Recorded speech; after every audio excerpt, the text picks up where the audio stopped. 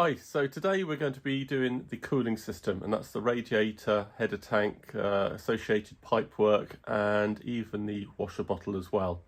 But before we continue with that, it's time to remember a couple of things before it's too late to action them. And by that I mean some fluids. You need to get some oil into your diff, make sure you look at the manufacturer's recommendations, some oil into the gearbox, and obviously oil into the engine. Now make sure if it needs to be primed first that you prime it.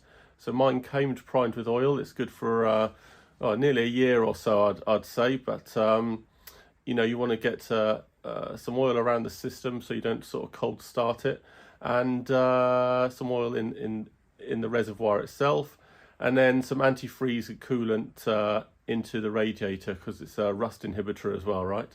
So get on and do those, because if you put the body on before you put oil in the diff and the gearbox, it's a whole world of hurt.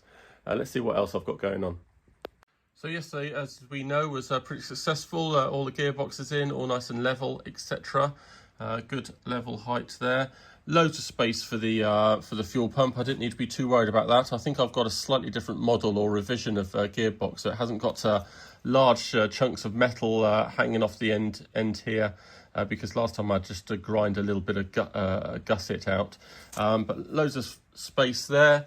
Got a nice fuel run. Make sure you fit the fuel pipe so you can fuel pump so you can see the terminals on both sides. So when you come to wiring, and you haven't got one when you're underneath the body, you haven't got one hidden around the top. So make sure that's nice and level in there. Is that going to focus? All right, so one on each side so you can get to the nuts and do them all up. So that's all good. Got a really great earthing spot here for the engine. I've just gone into this triangular gusset on the side here. Nice short earth strap, 10mm bolt straight into the engine. That's pretty good. Really important earth. Make sure you clean your powder coat out of the way, and you've got a good, nice, clean contact in there. So that's all fine. So everything else is fitted really nicely. Fitted P-clips underneath here just to support the pipe so they're not banging around, so that's good, and a pipe separator there.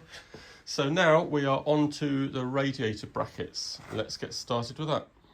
All right, so the bottom radiator bracket, that's fitted down here in between the chassis ends, and they are just secured with a couple of 6mm maybe bolts in there. So we'll do those up in a sec. On the other side,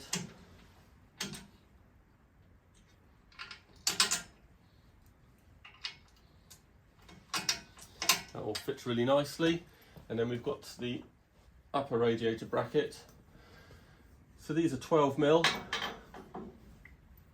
and they're just going to drop down here. Use thread lock as necessary.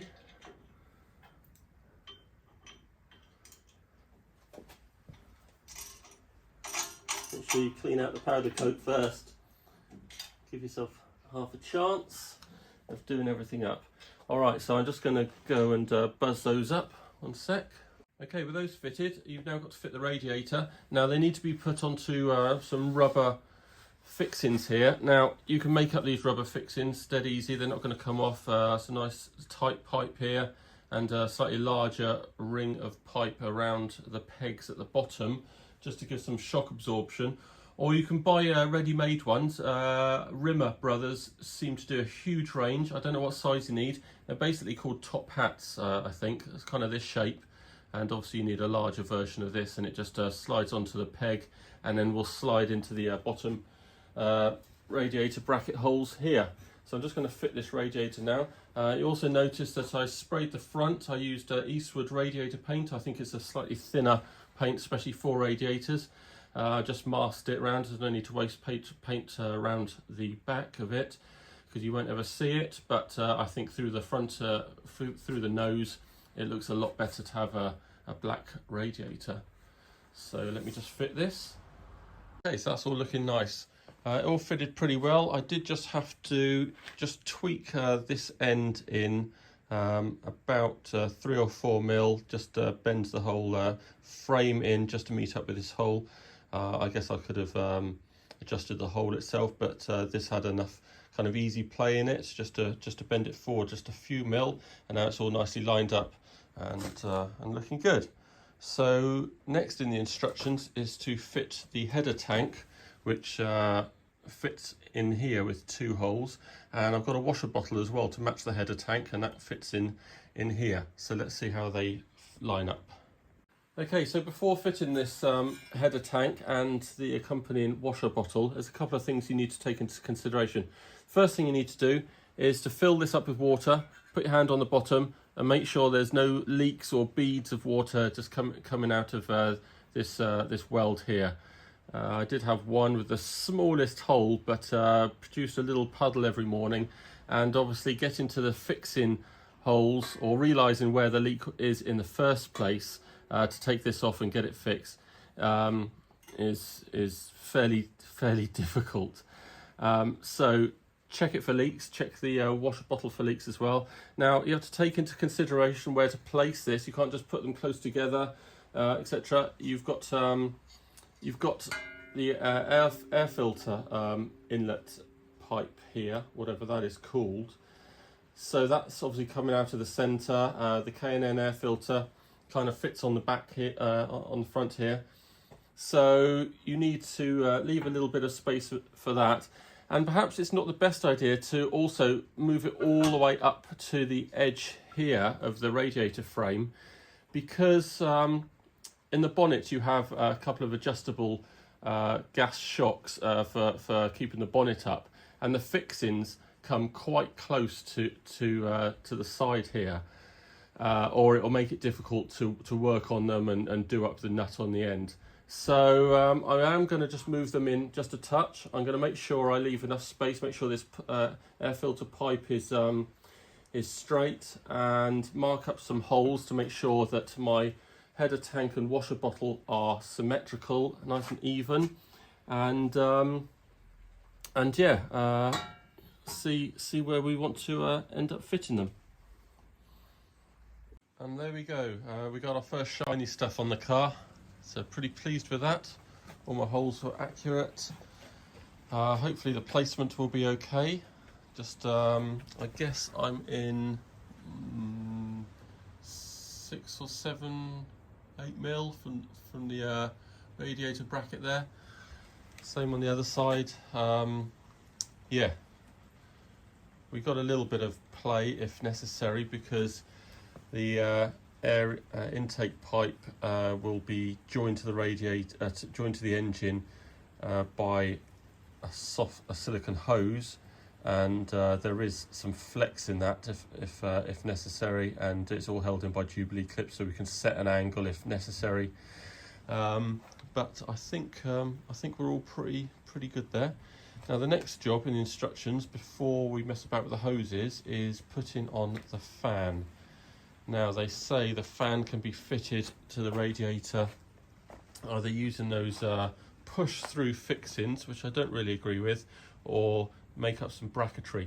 So we're going to see what we can do. It may involve taking the radiator back off. I might be putting some fixing holes in here. Let's see what kind of brackets and things we get with the fan and where we can place it. So fortuitously, the fixing brackets on this fan do fit between the top radiator mounting bracket here and the bottom. So marked up a couple of holes. I'm just going to tap those. Then obviously this fan gets put on from the other side, and I'll just put some M6 bolts through. Nice and short. They don't protrude too much. They won't protrude too much this side, and they won't hit the radiator. So I'll just finish that up and show you what that looks like. There we go. We had a good time with that. Fitted the fan, tapped some holes. Got 6 M6 bolts through there. Probably a bit overkill, but that's how big the holes were in the fixings. Remember to fix this fan so the wires exit in as high as possible and not out the bottom. So yeah, got the fan on there, that's all good, and I'm going to just put the radiator on now, make sure that those ends of the bolts don't foul anything, but I think we had quite a lot of space behind there, so let's have a look at that. Okay, brill. So absolutely stacks of space there. Don't need to worry about anything there. I didn't need to put a washer in there just to pack out the bolts at all. Loads of space. So successful install of the fan. Didn't have to manufacture any dodgy hardware or fixing brackets. Really good. And that is that. So next we're on to installing some of the pipework. And now the header tank is fitted, we can now fit the upper and lower water pipes. This upper water pipe will be going in from here into this top hole of the engine, and then the bottom one goes into our rotated thermostat housing here, into a 90-degree bend, and then goes underneath the chassis and will be attached to the bottom radiator outlet there. And then you can see just in there's a spout, and that is what connects to the header tank, which is just there. So now we need to trim some hoses up. Now, to get a good cut on the hoses, best thing to do is to get a Jubilee clip on there, tighten it up fairly tightly, and then make sure you've got a new blade, and simply insert the blade and cut lightly against your Jubilee clip, and you'll end up having a nice smooth cut, unlike say this jagged cut which came from the factory. So let's trim up some hoses. There we go, the top water pipe is in. So just a small section of cut hose there, a couple of Jubilee clips, and it goes round into this top hole there. You've then got this this short section of pipe going to the engine. I'm not sure what that is, excess pressure or something, goes back into the header. You've got here the kind of overflow, so that just needs to be fixed down onto the chassis somewhere. Then we've got the main filter pipe here. So the air filter fits on the end, and it goes underneath this pipe, and obviously got a section of pipe there. I'm just going to undo that Jubilee clip and just straighten that up for aesthetics. So that's all good. The other pipe I've fitted is this kind of return pipe here that goes to the top of the radiator. There's no real good route for that. I tend to like to just loosen off the air filter here so it hangs down lower, and tuck the pipe in this kind of hole there. It doesn't seem to rub or anything too much, it's actually fairly loose, and that puts it all around there. And then I'm going to just get a P-clip and just P-clip this here, just so it's not flapping around. So then all we have to do is the lower radiator hose. So let's have a look at that. Regarding the bottom hose, that goes in simply enough. However, I think when it's all full of water, there could be quite a lot of bouncing around on our good old English roads. So I'm going to support this bottom hose by using a Munson bracket. So that's a bracket that's shaped like this, and I'm just going to basically mount it just under here,